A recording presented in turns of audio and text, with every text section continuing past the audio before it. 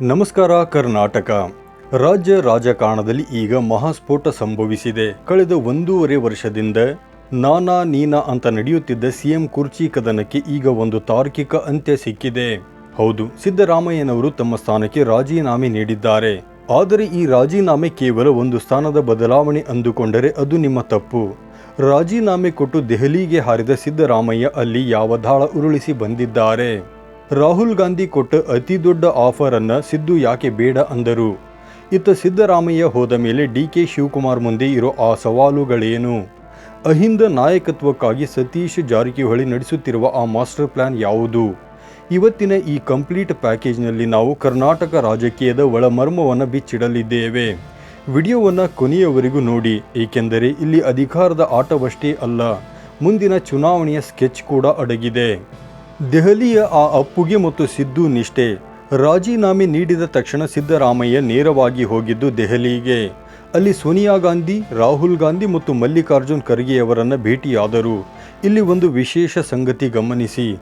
ರಾಹುಲ್ ಗಾಂಧಿ ಅವರು ಸಿದ್ದರಾಮಯ್ಯನವರನ್ನು ಬಹಳ ಆತ್ಮೀಯವಾಗಿ ಅಪ್ಪಿಕೊಂಡು ಧನ್ಯವಾದ ತಿಳಿಸಿದರು. ಯಾಕೆ ಗೊತ್ತಾ?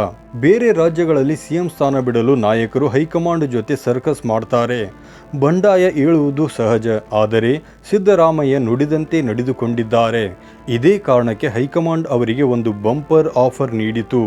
ಅದೇನೆಂದರೆ, ನೀವು ದೆಹಲಿಗೆ ಬನ್ನಿ, ರಾಜ್ಯಸಭೆ ಮೂಲಕ ರಾಷ್ಟ್ರ ರಾಜಕಾರಣಕ್ಕೆ ಎಂಟ್ರಿ ಕೊಡಿ, ಅಲ್ಲಿ ವಿರೋಧ ಪಕ್ಷದ ನಾಯಕರಾಗಿ ಅಂತ. ಆದರೆ ಕರ್ನಾಟಕದ ಹುಲಿ ಸಿದ್ದರಾಮಯ್ಯ ಈ ಆಫರ್ ಅನ್ನು ವಿನಮ್ರವಾಗಿ ತಿರಸ್ಕರಿಸಿದ್ದಾರೆ. ನನಗೆ ದೆಹಲಿ ರಾಜಕಾರಣದಲ್ಲಿ ಆಸಕ್ತಿ ಇಲ್ಲ, ನಾನು ಕರ್ನಾಟಕ ಬಿಟ್ಟು ಎಲ್ಲಿಗೂ ಹೋಗಲ್ಲ ಅಂತ ಖಡಕ್ ಆಗಿ ಹೇಳಿದ್ದಾರೆ. ಸಿದ್ದರಾಮಯ್ಯನವರ ಮರಳು ಮನೆ ಗೇಮ್ ಮತ್ತು ಜಾತಿ ಗಣತೆ.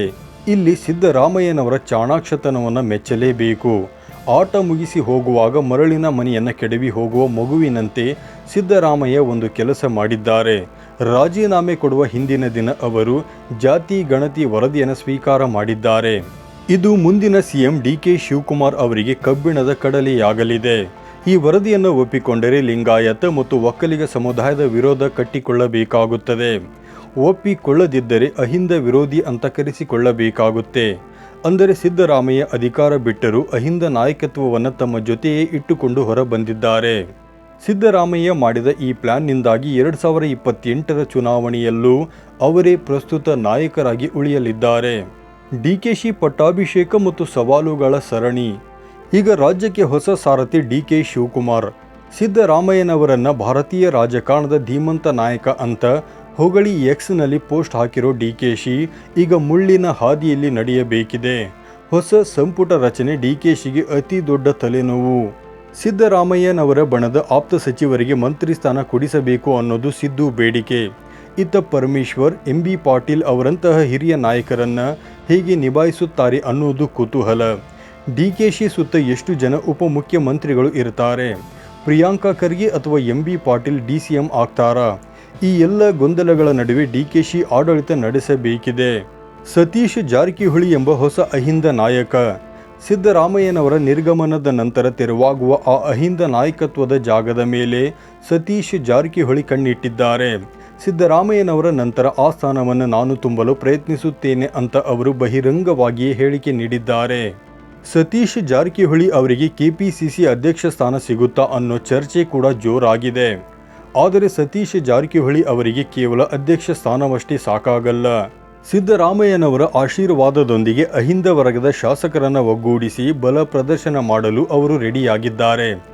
ಇದು ಮುಂದಿನ ದಿನಗಳಲ್ಲಿ ಕಾಂಗ್ರೆಸ್ ಒಳಗಡೆ ಹೊಸ ಪವರ್ ಸೆಂಟರ್ ಸೃಷ್ಟಿಯಾಗುವ ಮುನ್ಸೂಚನೆ ನೀಡುತ್ತಿದೆ. ಒಟ್ಟಾರೆಯಾಗಿ ಹೇಳುವುದಾದರೆ ಸಿದ್ದರಾಮಯ್ಯ ಕುರ್ಚಿ ಬಿಟ್ಟಿರಬಹುದು, ಆದರೆ ಕರ್ನಾಟಕ ರಾಜಕಾರಣದ ಮೇಲಿರುವ ಅವರ ಹಿಡಿತ ಮಾತ್ರ ಸಡಿಲವಾಗಿಲ್ಲ. ಡಿಕೆಶಿಗೆ ಅಧಿಕಾರ ಸಿಕ್ಕಿದೆ, ಆದರೆ ಸವಾಲುಗಳ ಬೆಟ್ಟವೇ ಎದುರಿಗಿದೆ. ಅಹಿಂದ ವರ್ಗ ಯಾರ ಕಡೆ ವಾಲುತ್ತೆ? ಹೊಸ ಸರ್ಕಾರ ಜನಮನ ಗೆಲ್ಲುತ್ತಾ? ಇದೆಲ್ಲವನ್ನು ನಾವು ಕಾದು ನೋಡಬೇಕಿದೆ. ಸ್ನೇಹಿತರೆ, ನಿಮಗೇನನ್ನಿಸುತ್ತದೆ? ಸಿದ್ದರಾಮಯ್ಯನವರ ಈ ನಡೆ ಸರಿಯಾಗಿದೆಯಾ? ಡಿಕೆಶಿ ಯಶಸ್ವಿ ಮುಖ್ಯಮಂತ್ರಿ ಆಗ್ತಾರಾ? ನಿಮ್ಮ ಅನಿಸಿಕೆಗಳನ್ನು ಕಮೆಂಟ್ ಮಾಡಿ ತಿಳಿಸಿ. ಇಂತಹ ಮತ್ತಷ್ಟು ರೋಚಕ ರಾಜಕೀಯ ವಿಶ್ಲೇಷಣೆಗಳಿಗಾಗಿ ನಮ್ಮ ಚಾನಲ್ ಅನ್ನು ಸಬ್ಸ್ಕ್ರೈಬ್ ಮಾಡಿ. ಜೈ ಹಿಂದ್, ಜೈ ಕರ್ನಾಟಕ.